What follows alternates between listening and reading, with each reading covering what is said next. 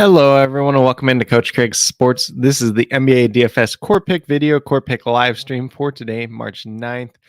As always, we'll be going over the recap of yesterday's picks, taking a look at some injuries in play for the 6-game main slate for today, then going over to both DraftKings and FanDuel and talking about some core picks at least early on for today. If you're listening live and you have any questions, feel free to leave them in the live chat. If you're listening on replay, feel free to leave them down in the comments and I'll get back to you as quickly as possible. Also, be sure to note whether those questions are more DraftKings or FanDuel specific at this point in time, so I can best help you as quickly and as efficiently as possible.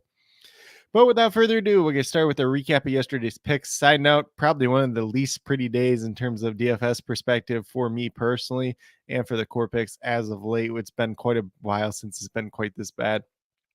So at the point guard position on DraftKings, we had Jamal Murray, $7,800. We're looking for 39.7. He's been up over 40 the past 4 games. Looked like a pretty good matchup against the Bulls. Unfortunately, only ended up with 22 points, 4 for 15 shooting, and this game did end up in a blowout, although he still played decent-sized minutes. Then at shooting guard, we had Josh Giddey. So there was no Shai Gilgeous-Alexander yesterday, $7,600. Looking for 38.7. He got to 29.25. He is a guy that was doing really well as of late. Only played 23 minutes last night. It was a blowout. He only had 3 for 2 shooting from the field. So just not a good day for him overall. Then at small forward, went with Cam Reddish at $4,700. We were looking for 23, 24.7. He got to 22, so not quite as bad as some of these other ones.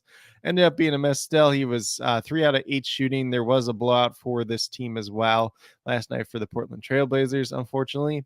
And then the one lone hit yesterday, Yusheng Zhang at $3,200. Got us some extended run, which the coach was talking about, or at least early on before the slate. And, we were looking for 16.7. He got 25.75. So he was a really good hit yesterday, a little over 8 times value, or right around 8 times value. And then last but not least, we had Nikola Jokic at center for $11,600. Was looking for 58 fantasy points out of him. Unfortunately, only got to 45.5. He was a miss. The blowout still played a decent size of minutes, but had 5 turnovers as well. So kind of limited him a little bit overall. A lot of the guys at the top, a lot of blowouts yesterday. So a little bit tougher slate overall. A lot of people were playing that Oklahoma City Thunder value that really didn't pan out for the most part. Zhang was one of the better pieces overall from that team, though. Then on the FanDuel side, we had Josh Giddey at the point guard position. So he was $8,400. We were looking for 42.7. Only got to 28.9. Obviously, as I mentioned on the DraftKings side, only played 23 minutes. That game was a blowout. At shooting guard, kind of the hardest position for me yesterday on FanDuel. I did end up switching over to Justin Holiday at $4,100. Once we had the news that Reggie Bullock wasn't going to play, I thought that he was going to be in the starting lineup since he played the bigger minutes the last time out. Unfortunately, it was Tim Hardaway Jr. that got the start. Holiday only played 16 minutes, 0 for 5 shooting from the field. Jalen Hardy got some extra minutes as well. So Christian Wood also got some extra minutes. So really just impacted Justin Holiday a little bit overall. Initially, we had Victor Oladipo in there too, and he didn't have the greatest game either. So it was just a tough position at shooting guard yesterday. Then at small forward, went with Cam Reddish. It's $5,600. Was looking for 28 points out of him. He was the miss once again, 3 for 8 shooting from the field. The game was a blowout. Joseph Nurkic did end up playing, even though he only played 17 minutes yesterday. So just not as many shots as we'd like to see out of Reddish overall. At power forwards, we had Yusheng Zhang once again. He was $3,900. We were looking for 19, 20 points out of him overall. And he got to 24.4, so he was a really good hit. And then last but not least, we had Nikola Jokic once again, who was $11,900, was looking for 59, 60 points down, only got to 39.4. The 5 turnovers hurt him for sure. Just not a great day for him overall, especially with that blowout as well. But with that being said, that's kind of the quick little recap of yesterday's picks. Would like to kind of forget yesterday since it was not that good a day overall, but as opposed to like some other people you'll see out there on YouTube and everything else like that promoting content, they don't like to recognize when their bad days happen, just only when their good days happen. I think it's a very important part to do a recap every single day to kind of see what went right, what went wrong, and kind of take what we can learn from that overall. Sometimes you're just going to have difficult days though. But with that being said, we're going to stop sharing that screen. We're going to move over to the injuries in play for tonight's slate overall. So let me get that brought up here real quick. So it is a 6-game main slate. Once again, we do have actually 3 games starting right at 7 o'clock Eastern time today, which is a little interesting from a perspective of its slate overall. But we have the Charlotte Hornets, who are without Cody Martin, so there's no major changes on this team overall. For the Detroit Pistons, we have Isaiah Stewart, Hamidou Diallo, Alec Burks, and Bojan Bogdanovic, excuse me. We have Bojan Bogdanovic out as well. And then we have Killian Hayes and Jalen Duran, both listed as probable to play tonight. So both them most notably missed their most recent game. I believe Killian Hayes missed 2 games in a row, and Jalen Duran's missed about 6 at this point in time. Both kind of GPP plays tonight. Killian Hayes would probably be my preferred option, since with Jalen Duran, he's also splitting time with James Wiseman as well. And if he comes off the bench, not really interested in him at this point in time. Houston Rockets just without Kevin Porter Jr. today. So whoever ends up starting in his spot, whether it's a Jayshawn Tate, a Josh Christopher, a Daishawn Nix, Ty Washington, those could potentially be GPP pay down options. Just depends who ends up in that starting lineup. Jalen Green does get a little bit of a bump up. Elfrid Sengun will get a little bit of a bump up as well, especially from assist rate perspective for Sengun. On the Pacers side, we just have Aaron Nesmith listed as questionable at this point in time. If he ends up playing, he's kind of a pay down option, but probably wouldn't go there since he's missed about 3 straight games now at this point in time. If he does end up missing, you could use Jordan Nwora as a pay down option once again. He's kind of been in that core picks here and there throughout the last week or so with Nesmith being out. Really scoring dependent guy, but he's actually played a little bit better with the Pacers, oddly enough. And then for the Utah Jazz, we have Colin Sexton out once again. Walker Kessler is questionable. He's dealing with an illness that caused him to miss, I believe that was Tuesday's game. If he's unable to go, Kelly Olynyk would get the start at that center position. Could be very much in play at that point in time. Obviously, we would expect him to get more than 28 minutes like the last game, but that's just a story for another day. And then Jordan Clarkson is also listed as questionable. He missed their most recent game as well. Obviously, if he doesn't go, we're going to see a bump up for guys like Taylor Horton Tucker, Chris Dunn, but some of those guys have been moving up quite a bit in pricing just in general. For the Orlando Magic, there is no Wendell Carter Jr. once again today. He's dealing with a hip injury. So it looks like Mo Wagner should get that start once again. He's going to be a pretty solid option on both sites. He's a little bit more expensive on DraftKings, but on FanDuel, I believe he's still only like $4,400. Then they have Admiral Schofield listed as probable to play, but not a major factor for DFS purposes. Moving down to the Golden State Warriors, we have Gary Payton II and Andrew Wiggins both listed out at this point in time. And then we have Kevon Looney, Andre Iguodala, and Jonathan Kuminga all this is probable to play. So pretty much we saw the last time out for this Warriors team. Keep an eye out in the starting lineup. We'll see if Kuminga gets the start once again, or if they go back to their traditional lineup with Kevon. Let's see. On the Grizzlies side, we still have Vince Williams out, Steven Adams out, and then John Morant still suspended or away from the team indefinitely at this point in time. However you'd like to refer to it. Jake LaRavia listed as questionable, not a big factor for DFS purposes, but he's missed the past 3 straight games. So pretty much what we've seen as of late from this Memphis Grizzlies team. You can take some shots on Desmond Bane. You can take some shots on Jaren Jackson Jr. Tyus Jones priced up on both sites now. So he's more of a GPP play, but he does have that pretty good upside, although he didn't hit it the last time out. And, this should be a pretty good pace game once again, but we did say that last time out versus the Lakers, and that one flopped a little bit, but, 2 of the faster paced teams in the NBA. And then Xavier Tillman's just kind of a solid play. Dylan Brooks, if you really want to get him around, you could do that, but Brooks would be my guy tonight. Luke Kennard would be more favorable. There is a little bit of person there of everything that Dylan Brooks does kind of represent at this point in time. And then Luke Kennard just been a guy that I've been pretty high on for a long time. Then we move down to the real value spot on the day with the Brooklyn Nets. They are without Nick Claxton, Spencer Dinwiddie, Cameron Johnson, Royce O'Neal, and Ben Simmons tonight. So they're -3 starters with Nick Claxton, Spencer Dinwiddie, and Cameron Johnson. And then another role player in Royce O'Neal, who had been starting for them before they made all their trades. So he's a pretty big role player there. There's going to be a ton of value on this team. We'll be interested to see who starts at point guard, whether it's Embiid Sumner, whether it's a Seth Curry, maybe even a Cam Thomas. Probably not Cam Thomas, though, starting at point guard. He might start in the starting lineup, but probably not at that point guard spot. Pretty much the only things we know from this team at this point in time is that Mikal Bridges, Dorian Finney-Smith will both start, and then we'll get one of Nerlens Noel or Day'Ron Sharpe starting at that center position. Nerlens Noel, recently joined the team, so maybe they go back to Sharpe in this case, even though he's been not playing essentially since Noel's joined the team. But both those guys could be very interesting pay down spots today overall. And then obviously whoever ends up in that starting lineup, whether it's Joe Harris, Seth Curry, Cam Thomas, there's going to be a lot of value on this team overall. For the Milwaukee Bucks, we have Goran Dragic and Wesley Matthews both out once again. Drew Holiday, Jay Crowder, and Giannis all listed as probable to play. Obviously, Giannis missed the most recent game with an illness, and Drew Holiday missed with some neck soreness at that point in time.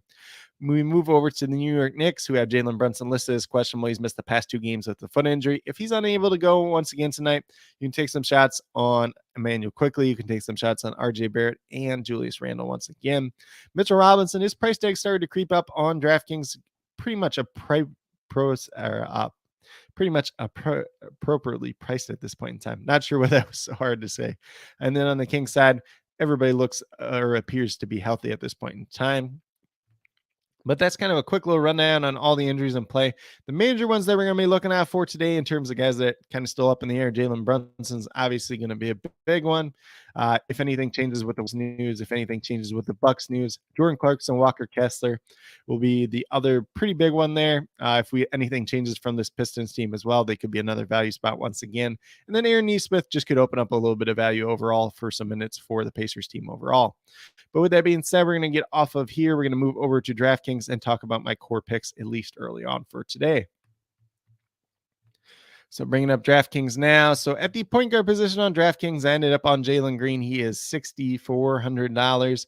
Obviously, there's no Kevin Porter Jr. tonight. Jalen Green is a guy that has a ton of upside, but he also has a little bit of downside too, since he's a little bit more scoring dependent. He gets a slight increase in assist rate.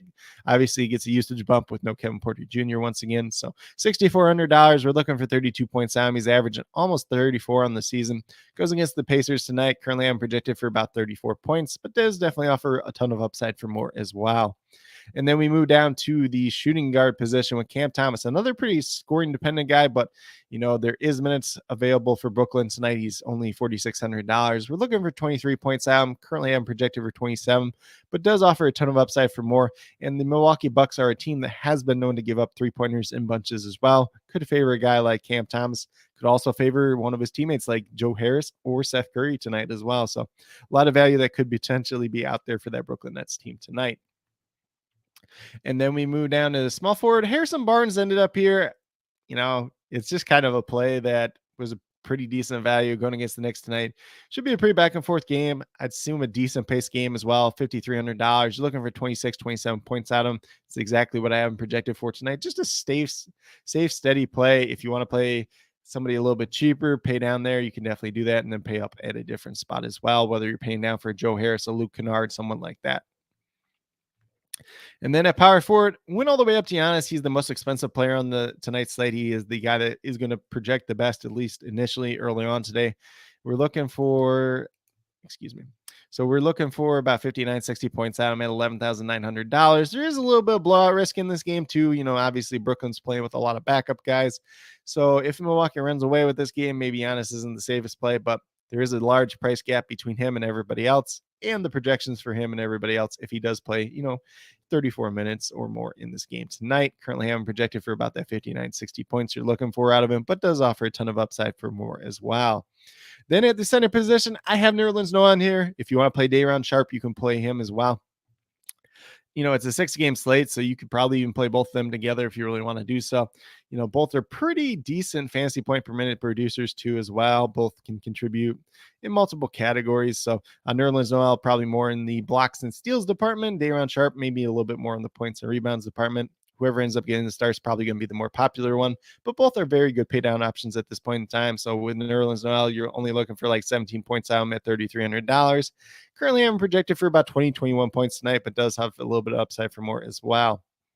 But with that being said, if you go with these 5 players that I do have listed on the DraftKings side tonight, you have $18,500 remaining, just over $6,100 per player. So a lot of different ways that we can approach tonight's slate, whether you want to pay up for someone else, Then pay down for like your last two spots. If you want to pay down from like a Harrison Barnes to like a Luke Kennard or Joe Harris, someone like that, you can definitely do that as well. And then open up some more value, as I kind of mentioned to already. A lot of different ways that you can build on tonight's slate. Obviously, that Nets news is going to change a lot overall. But unfortunately, it's the second to last game to go off tonight. So that starting lineup, unless we get it out early, could be a very important pivotal piece for tonight overall. But with that being said, we're going to get off of DraftKings at this point in time. We're going to move over to FanDuel and talk about my core picks over there as well. So on the FanDuel side, I went at point guard position with Edmund Sumner at $3,800. You're looking for 19 points at him. Currently, I'm projected for about 20 tonight. He is just a good cheap pay down option. If he's in that starting lineup, he's going to look pretty good. If he's not in the starting lineup, we need to consider somebody else in the spot. Probably would be like a Seth Curry, because probably going to be between one of those two guys getting that starting point guard role overall.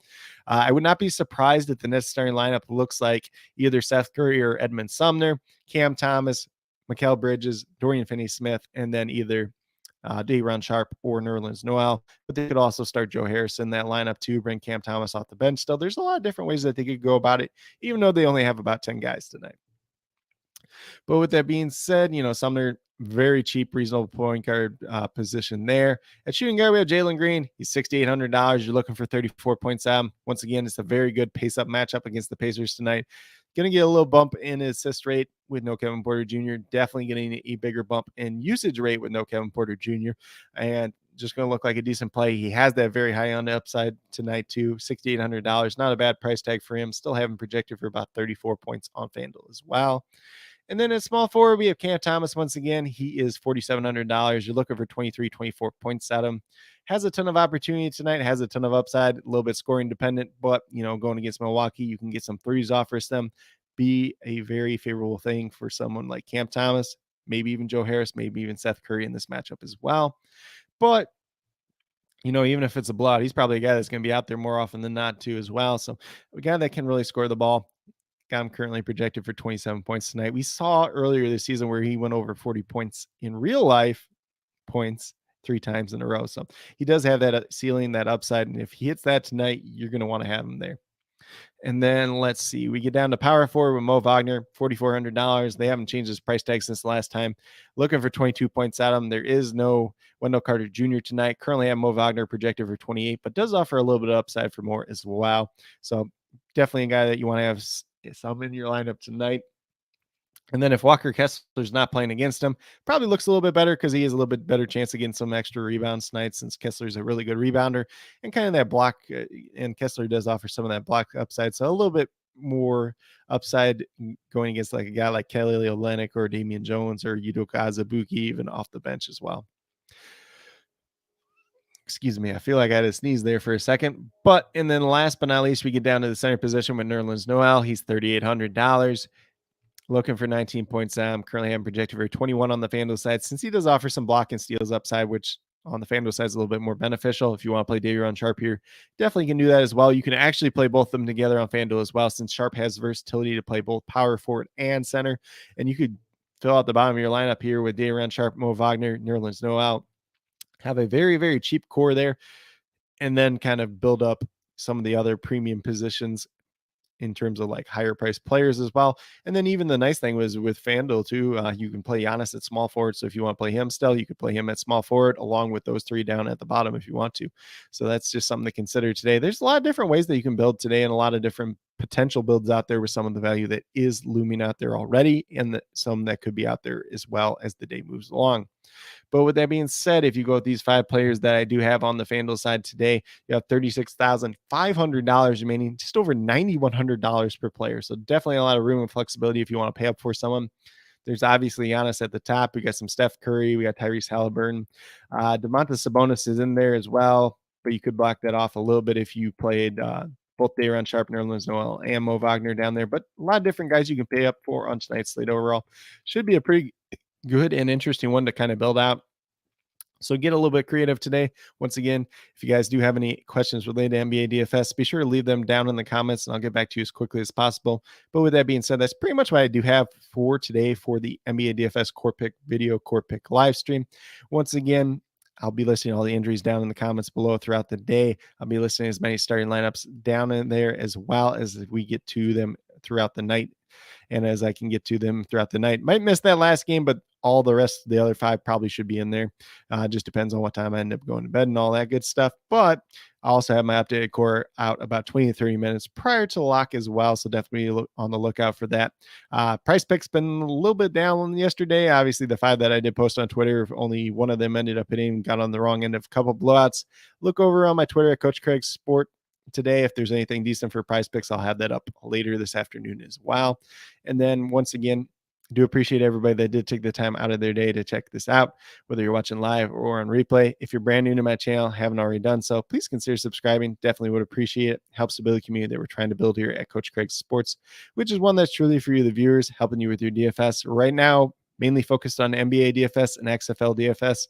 But, next month, we'll have some USFL DFS and some MLB DFS going up sooner rather than later as well. So be sure to check that out if that's something you're into as well. Later today, I will be having an XFL DFS recap from week number 3 plus XFL DFS for week 4. That'll be later this afternoon. So if that's something you're into, be sure to check that out as well. And then with that being said, if you are a newer current subscriber who is yet to do so, also be sure to hit that notification bell down below. It's going to let you know every single time I go live for a live stream, post up a pre-recorded video or anything else like that. But with that being said, that's really all I have for today's video, for today's live stream. Once again, I do truly appreciate everybody that did take the time out of their day to check out this video, to check out this live stream, whether you're watching live or on a replay. Definitely means a lot to me, and I hope that each and every one of you has a great rest of your day.